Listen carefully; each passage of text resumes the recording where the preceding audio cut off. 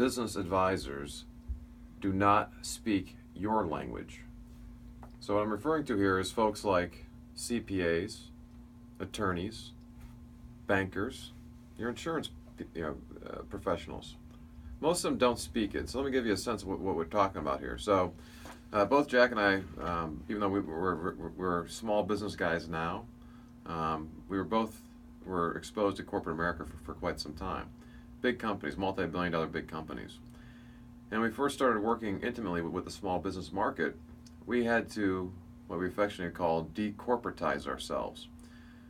Without knowing it, we were talking past the small business owners. We were using phrases and the way we were talking about things that is not the way most owners view things. And we'd often get that kind of smiling and nodding from them. And we learned that was a code for... That's a signal. That's right. I have no idea what you're talking about, but I'm not going to raise my hand and let you know about it, right? I just can't wait for you to kind of get out of here, and we can move the topic on to something that I do know more about. So we learned pretty early that we had to kind of decorporatize ourselves and really just kind of speak more basic plain English. Again, not dumb things down, just again to be aware of the way we were talking. We were talking in a strange language that well, in the corporate boardroom of big companies, the language is different. It's what business school tries to teach and what college teaches. It's a very select audience. It just isn't mainstream, that's for sure. I want to expand a little bit about some of these advisors. People give well-intentioned advice to small business owners, and usually that well-intentioned advice isn't based on good, hard experience. It's just what they hear. So the myth continues to be perpetuated.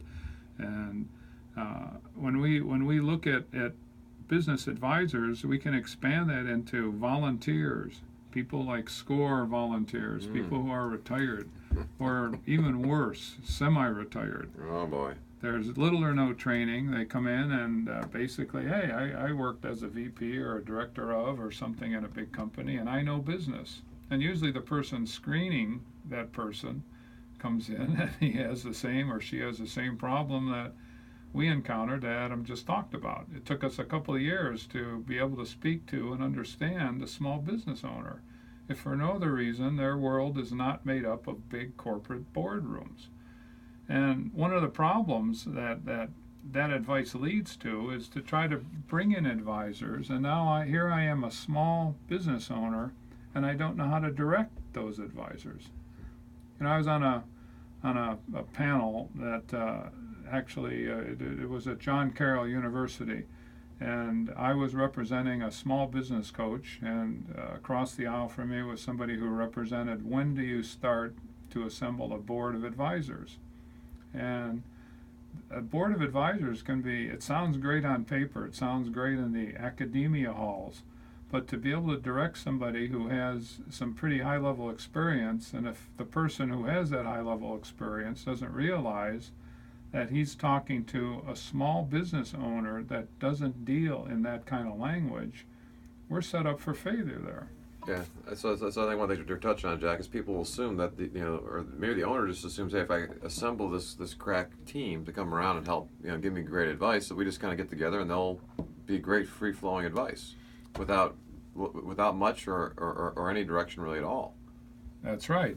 You bring in a high-powered marketing executive because he's a friend or somehow you got connected and he's going to sit on your board. And he's going to give you language that you just have no idea what he's talking about. And coming back to Adam's comments here, you're sitting there nodding, smiling, and here you're the one who has to direct them. So usually those board of advisors, the company has to be in a position where they've evolved themselves, and the owner especially understands business speak. Otherwise, it's a lot of mumbo-jumbo and tax laws and God knows what else that really just fall by the wayside. Yeah, it can be very intimidating. What we see that smirk, right? That uncomfortable smirk is really, it's embarrassment at times, right? Because it's almost when you're not in on a joke or something like that, and people say stuff, you'll kind of pretend like,